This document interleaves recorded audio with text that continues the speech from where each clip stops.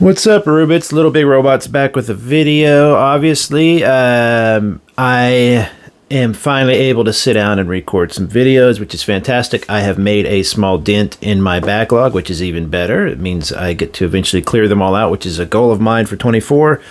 I've successfully kept to my budget, which has been really surprising. Normally my budget is something I just blow every month, but and I wanted to start my new schedule of recording videos with this. This is the, I'm not sure what scale this is, I forget. Somebody correct me, I'll have to check it out. But this is the Scopedog. I wanted to say it was 1/144 scale, but I don't think so because it's much too large if that was the case.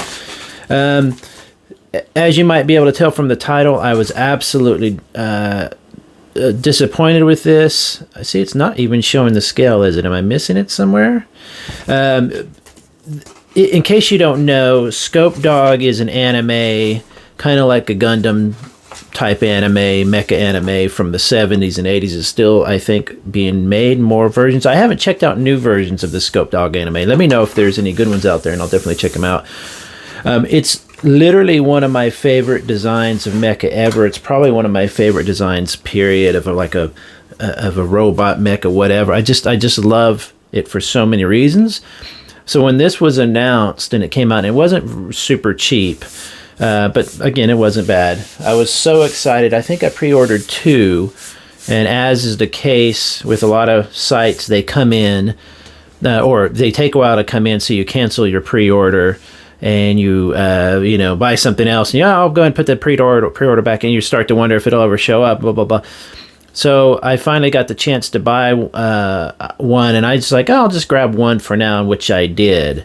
As you can see, it's quite a small scale. Now, in order, for the sake of this review and teardown, I'm going to be comparing it to this, which is the 1/60th scale. Now, this is a very old kit I made probably 5 or 6 years ago. I dropped it a few times. You're going to see missing pieces. You're going to see a pretty rough weathering job done on this one. But this was my first attempt at my first Scopedog kit. Look at that. See, it's just falling apart. I have got to get this re-glued. I'm going to leave this off for now. Don't let me forget that. But I'm going to use this as kind of an example of what I really, really love about Scopedogs, to show what I don't like about this. And then I'm also going to be using this Machin, I forget what these are called, tank Machins. This little guy here. This kit is so fun and such a fun build and so amazing and so great. So it's very stylized. So if you don't do stylized, cool. Now look what I just snapped off the thing here. Let me leave this off as well. Let's just put that there. Anyway, I'm going to use this as an example as well. So this Scopedog has some particular design elements that make it a Scopedog. First of all, probably the most common, or the one that most people associate with Scopedog, is of course the scopes on the face here. The fact that can lift up, and the fact that this section lifts up and the person sits inside there. It's kind of a flimsy type of mech, tank, kind of walking tank, because in the cartoons and the anime they'll actually get shot with bullets. Now granted, they're special bullets, I'm sure, that affect armor or whatever, and they'll pierce these and whatever, but it makes them almost kind of fragile. So these are more like soldiers and less like a Gundam that's invincible, can kill 4,000 things at once. So what you're normally looking for with Scopedog, man, this poor old thing, I really should kind of refurb this. I need to get a new kit. The best part about Scopedog is the opening like that, and you have these great details. I have a long review of this from 2015 or so, when I was first kind of learning stuff. This I thought came up, but anyway, you can screw that off really easy, and it's got so many other particular little things, like the skates on the feet, right? So it can skate around the ground, which I think is kind of dumb, but it's cool. It's whatever. And then these ejecting stake things that as they skate around and do whatever, they can pop one of those in the ground and use it as a pivot point. It has this certain kind of punchy, man, this thing is falling apart, but it gives you an idea. It has like a super punch fist where the fist will extend. This is a different kind. This is the British dog, I believe it's called, which has like kind of this optional fist here. I liked it because it's kind of pink, but I ended up weathering it so much that it didn't really come out pink. But anyway, it's got a lot of great details, blah, blah, blah, right? So there's certain earmarks that make a Scopedog kit. And on this little guy, as I started to assemble it, I realized, wait a second, this doesn't come off. I mean, I guess you could probably, oh shit. I guess this could probably come right off. Where'd that part go? Don't let me forget to grab that. Everything's falling apart. You could probably take the helmet off, I guess. Let's see. No, it's in there pretty good. But there's no seat in there. It's a solid part. So that is just a solid, not solid, it's hollow, but it's just, there's nothing in there. No seating, no nothing. The fist does have that extendable fist option, which I was trying to do earlier, and it was proving so hard. There we go.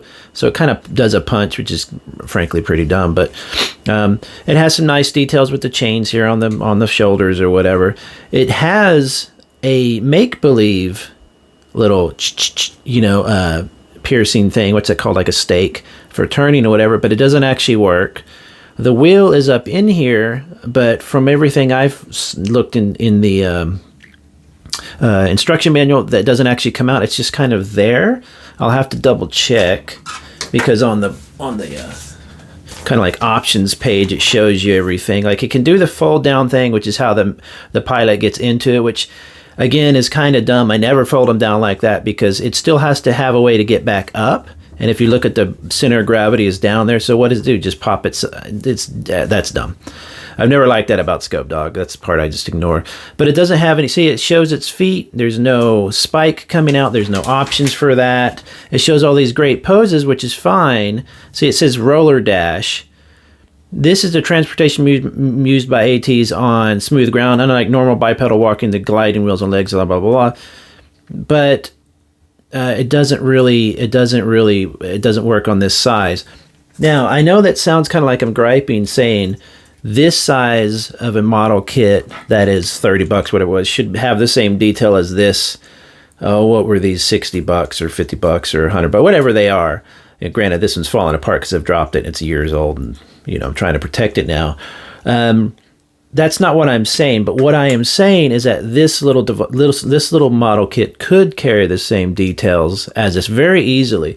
And I brought this to show not only some of the detail difference, you can see the detail difference in all the little optional armor parts and little stuff that's going on here, but to wonder why they didn't just make this Scopedog kit more expensive, because this one is more expensive than this one, about the same amount of plastic, but you get so many more details in this one.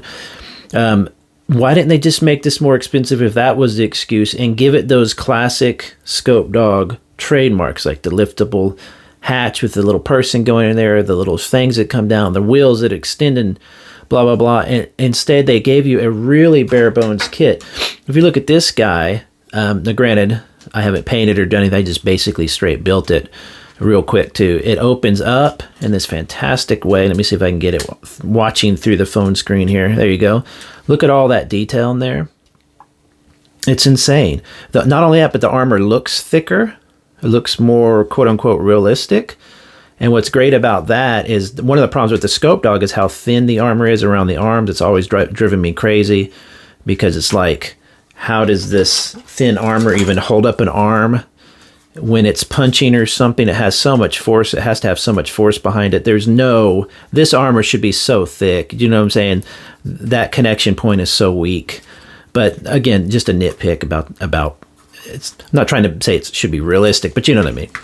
So look at this kit and all the little and I'm going to review this kit in a different review. By the way, it has movable fingers. It has all these little details in it. It's fully posable. Now, granted, you have these silly cat legs. Imagine you replacing these with like normal, like gunpla legs or like that. It would be a really nice bot. It's built really well. Now, granted, that piece fell off, but I didn't attach it right, so I'll redo that.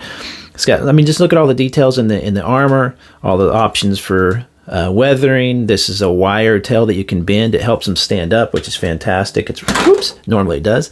It's just this was just a fantastic fun build. This build was everything that I was hoping the Scopedog would be. And instead you got this super bare bones. There's barely any details on the armor. Now, granted, you can paint it however you want and add in some scratching or whatever, but that doesn't even go anywhere. You have the gun, which, yeah, has some options with the thing here. And again, I don't really use the guns much. You do have a fist or two, actually just one extra fist, and an option there. I think this is used for putting a stand. But compared to this guy, it makes this one look like chump change. And it's so unfortunate because this was so fun and detailed, and all that should have been put into this Scopedog kit. So having said that, if you can find these on sale, like if they were 10, 20 bucks, I'd buy an army of these. I think they're fantastic looking because it's just my favorite design. For a fun little desk piece, sitting there. And granted, it does move. Oh, sorry. It does move and pose well and everything. That's no surprise. This is modern model technology or whatever. And it does have some cool options with the back leg here, how that works, like the regular Scopedog, like a full-size Scopedog. But minus that, for the price they're asking for this, I was really disappointed in it. I was just kind of shocked that the designers or the company didn't think that this little guy could fit the detail of this little guy or even this little guy. I mean, or big guy.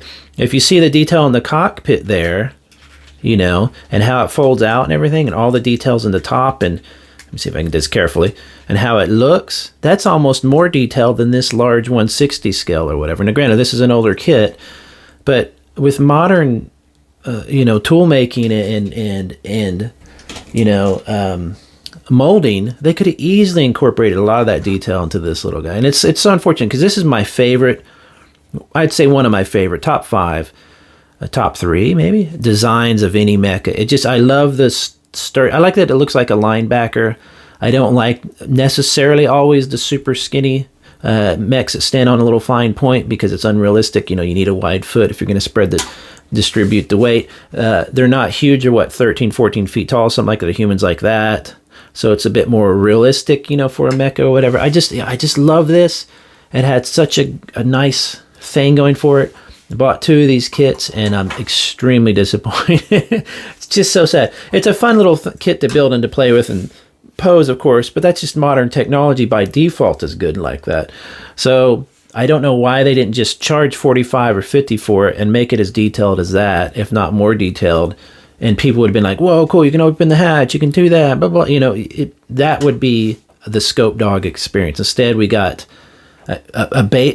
almost this like an entry grade level experience with that, which I love entry grade, but that's because it's $10, $12. I'm paying what, 25, 30 bucks for this, and that's it. So there is more to it probably. I think they're going to have a different version come out. I think they're going to have some add-on parts. That's fine. I'm a little bit skeptical, so I'm not seeing the scale at all. I couldn't find it. Am I missing it somewhere? I might be missing it. I wish they would have listed the scale on it. That's a little sus, being there like, we're not going to tell you the scale so you don't expect too much. I don't know. It's just a little bit weird. I wanted this in small form, and instead I got like a bare bones kit. So, but it does look cool. It will be fun for toy photography and stuff like that. The size is nice, for an army builder, but wait for it to go on sale. That's all I've got to say. But anyway, have a good one, everybody. I'll talk to you later. Bye-bye.